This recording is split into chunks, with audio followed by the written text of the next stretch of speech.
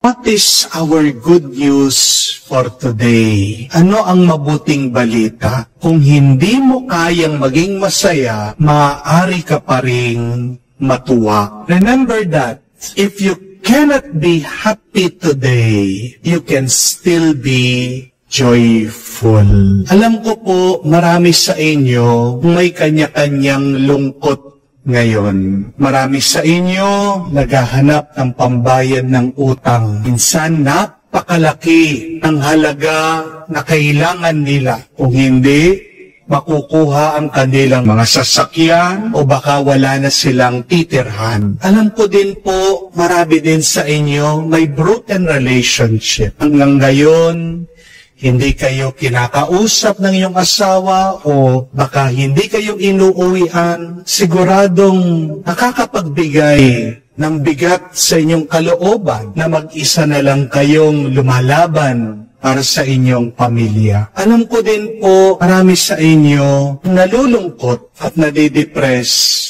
dahil merong sakit nararamdaman. Baka sinabihan ng doktor na ilan na lang ang buwan na itatagal, kayo ay nangangamba at natatakot kung ano ang mangyayari sa inyo bukas. O baka naman yung iba sa inyo nangungulila, yung mga kapatid nating OFW na namimiss na ang kanilang mga pamilya, kahit yung kanilang bakasyon, sinasakripisyo para lang pagkaroon pa ng dagdag na kita. At ito ay maibigay nila, mapadala nila dito sa Pilipinas sa kanilang mga pamilya. May kanya-kanya tayong mga lungkot na pinagdadaanan. Pero hindi ibig sabihin ikaw ay nalulungkot. Hindi ka na pwedeng makaranas ng tuwa. If you're sad now, remember, God can still give you joy. Yan po ang mabuting balita. Yan ang ating narinig sa nabasang Ebanghelyo. Na si Kristo ay hindi nagbibigay ng saya. Ang ating Panginoon ay nagbibigay ng tuwa. God does not give happiness, but our Lord gives us joy. Ano po ang sabi ng gospel? These things I have spoken to you, that my joy may be in you, and so that your joy may be fulfilled. Kung hindi man tayo makaranas ng saya ngayon, magdasal ka, maniwala ka, humapit ka sa Diyos, magpakumbaba ka, humiling ka, at ikaw ay pagkakalooban niya ng tuwa. What God gives is not happiness, but what God gives to us, offers to us, is joy. Ano po bang pagkakaiba ng saya sa tuwa? Happiness is different from joy. You may be seeking happiness, but what really fulfills us, completes us, it is joy. So more than desiring to be happy, I challenge you, seek joy. At para maging malinaw sa atin, tandaan niyo po ang dalawang bagay na ito tungkol sa saya, tungkol sa tuwa. First one, happiness depends on what is happening outside. But joy depends on what is happening inside of us. Sometimes, having something will make you happy. But remember, it is just temporary. Yung saya, hindi nagtatagal yan. Yung saya, nawawala yan. Tandaan niyo po, panandalian lang ang saya. Kung talagang yung mga mayayaman, masaya, bakit merong iba sa kanila may bodyguard? Kung talagang masaya ang mayaman, bakit bumibili yan ng bulletproof na sasakyan? Kung talagang masaya ang mayaman, bakit natatakot pa rin siya na malugi o mawalan ng pera? Bakit kung talagang masaya ang negosyante, ang mayaman, bakit nagpapakapuyat siya? Napakadalang niyang magbakasyon. Bakit malimit lang siyang ngumiti. Palaging nakapunot yung kanyang kilay at binabantayan yung kanyang bankbook. Bakit kung talagang masaya, yung nakita na niya yung Prince Charming niya, o yung the one, the perfect person, bakit kalaunan nagsasawa din siya doon sa kanyang asawa? Hinihiwalayan niya. Mga kapatid, kailangan po nating maunawaan that happiness is an emotion, but joy is an experience of the Spirit. Happiness is emotional, but joy is spiritual. Happiness is pleasure, but joy is contentment and peace. Yung saya lumilipas, pero ang tuwa nananatili. Kaya nga, magandang itanong sa ating sarili, bakit ba ako nalulungkot? Baka naman tinitignan mo yung mga bagay na wala sa iyo. Baka naman masyado kang nakatuon dun sa mahirap at mabigat na kalagayan mo. Remember, my dear friends, that one key to joy is gratitude. Ang taong palaging nagpapasalamat sa kung ano ang pinagkaloob ng Diyos sa kanya, hindi siya malulungkot at makakaranas siya ng tuwa. Please stop looking at the things that you don't have and start being grateful with what you have received from God, because understand that joy is an inside joy. Ang tuwa, nasa loob mo yan. Huwag mong hahanapin sa labas. Dahil nasa iyong kalooban, mas madali na maranasan mo yan.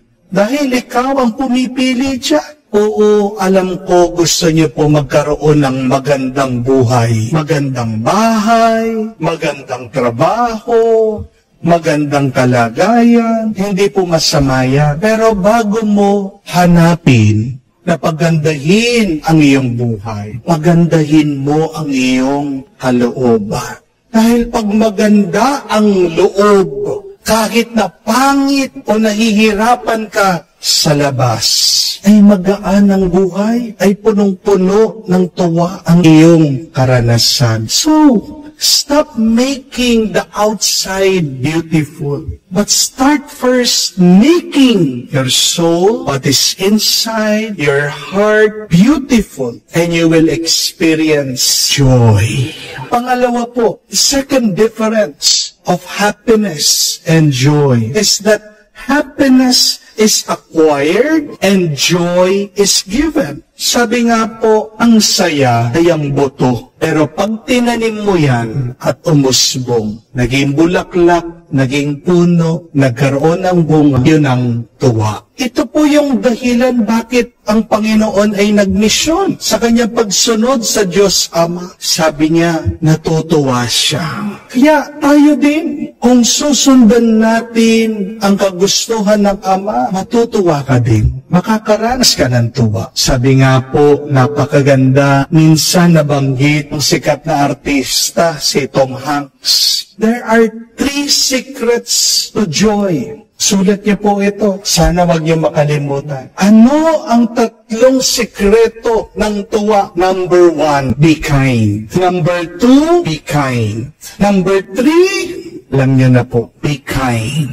Yun lang. Gawin mo, tumulong ka. Ibahagi mong yung sarili. May mararamdaman ka sa iyong kalooban.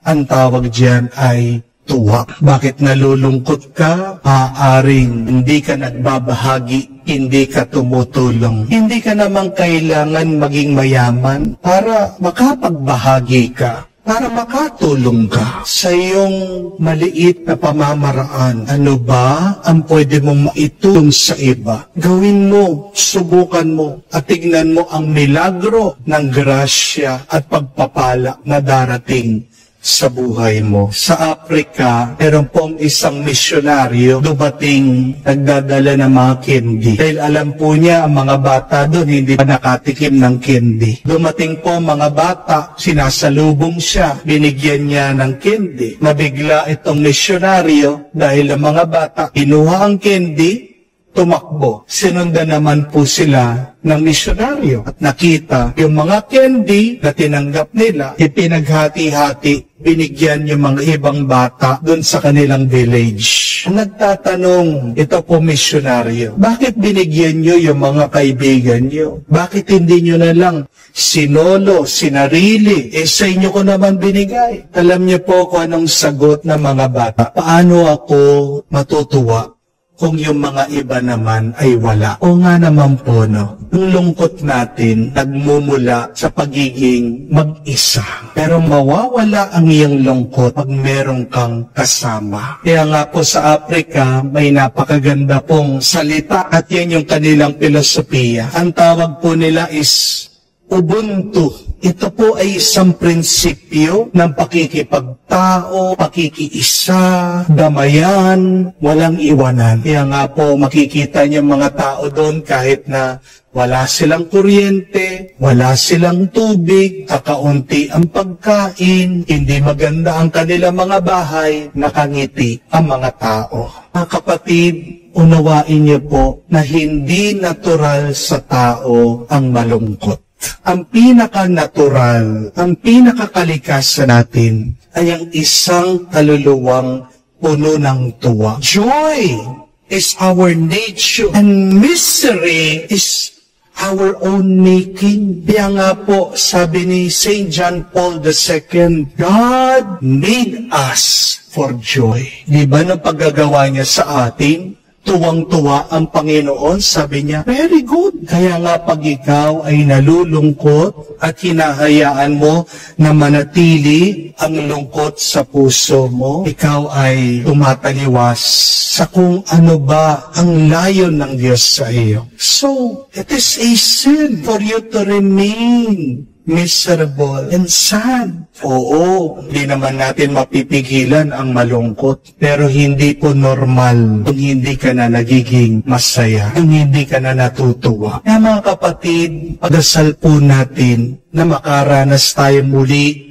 ng tuwa kung hindi ka man masaya ngayon. Let us pray. Allow God to enter your hearts. Allow God, and you will swim in joy.